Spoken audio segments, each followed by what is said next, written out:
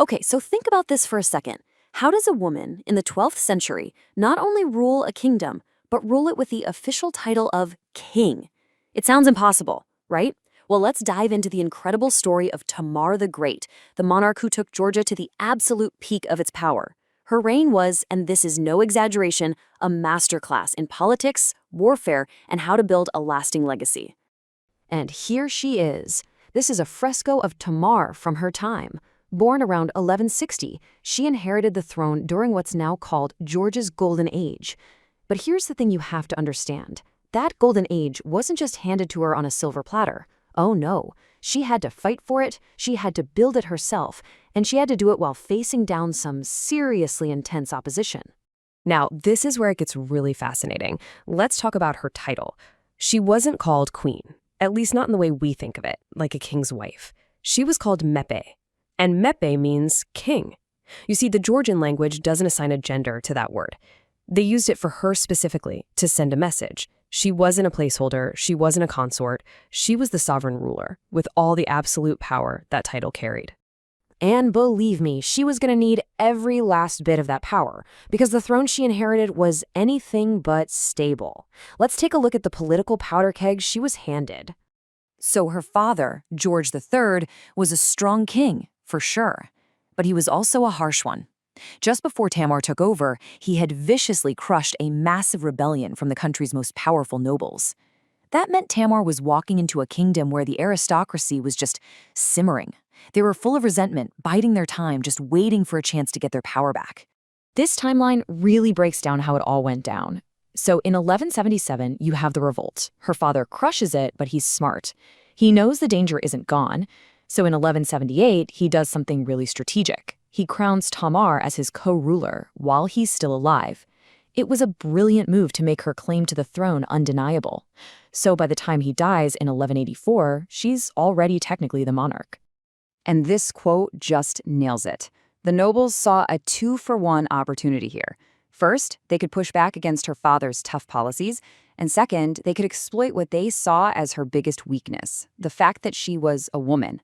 In their minds, a young female ruler would be a pushover, easy to control. They were about to get a very, very rude awakening. Which brings us to the first great test of her entire reign. It was this epic battle for control that revolved around power, court politics, and the very personal issue of who she was going to marry. Right out of the gate, the aristocracy hits her with this whole list of demands. They make her fire her father's most loyal advisors. Then they try to force her to create this council called a Karavi, which would have basically stripped her of any real power. And the big one? They demanded she get married and fast. Not for love, of course, but to give them a male military leader they thought they could control. And this right here, this tale of 2 husbands, perfectly shows her transformation from a political pawn into a master strategist. Her first husband, Yuri, was the noble's hand-picked choice. He was a disaster, abusive, difficult, a total liability. Tamar put up with it for 2 years, and then she did something almost unheard of. She divorced him and kicked him out of the country. Then she chose her own husband, David Soslin. And he wasn't a political problem. He was a loyal partner and a military genius who would be key to cementing her power. Of course, her ex-husband Yuri didn't just fade away. Backed by those same angry nobles, he came back and tried to take the throne by force. Not once, but twice. And both times, Tamar, with her new husband David leading the army, absolutely crushed the rebellions. After those victories, she wasn't just the heir to the throne anymore, she was the undisputed, battle-tested, absolute ruler of Georgia.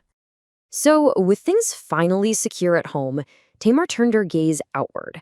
She wasn't just going to sit back and rule Georgia. No, she was going to build an empire. I mean, just look at this map for a second.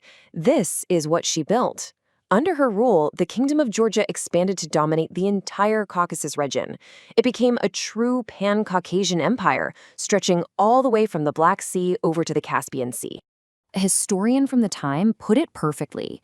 He said she was the master of all the lands between those 2 seas. And that wasn't just flowery language. It was the reality she created on the ground through one brilliant military campaign after another. Her reign was just filled with these massive military victories. She shattered the power of her rivals in huge battles like Shamkor and Baishian. She captured strategic cities. And in a really clever geopolitical move, she helped set up a friendly empire of Trebizond on the Black Sea, basically creating a loyal buffer state and ally. All of this military power and political stability created the perfect conditions for an explosion of prosperity and culture. This is why everyone remembers her reign as Georgia's Golden Age. And that's the key takeaway, right? Her strength as a ruler created the peace and stability that allowed everything else to just flourish. With the borders safe and the nobles in line, trade boomed, wealth flooded the kingdom, and Georgian culture reached its absolute highest point. And we can see physical proof of this golden age today. On the left, that's one of her coins. And look how cool this is. It shows Georgia's place in the world, with Georgian script right next to Arabic. And on the right, you've got a page from the Vanini Gospels, just a gorgeous example of the art that was being created under her patronage. But maybe the true crown jewel of the era was a piece of literature. Shodat Rustaveli wrote his epic poem, The Knight in the Panther Skin, which is still considered the greatest work in the entire history of Georgian literature.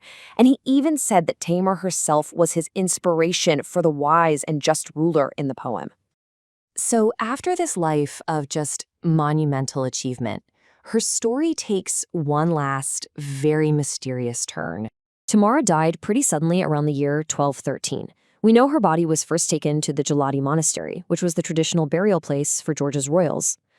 But here's the mystery. To this day, her final permanent tomb has never been found. The legends say it was hidden away somewhere secret to protect it from being desecrated by enemies.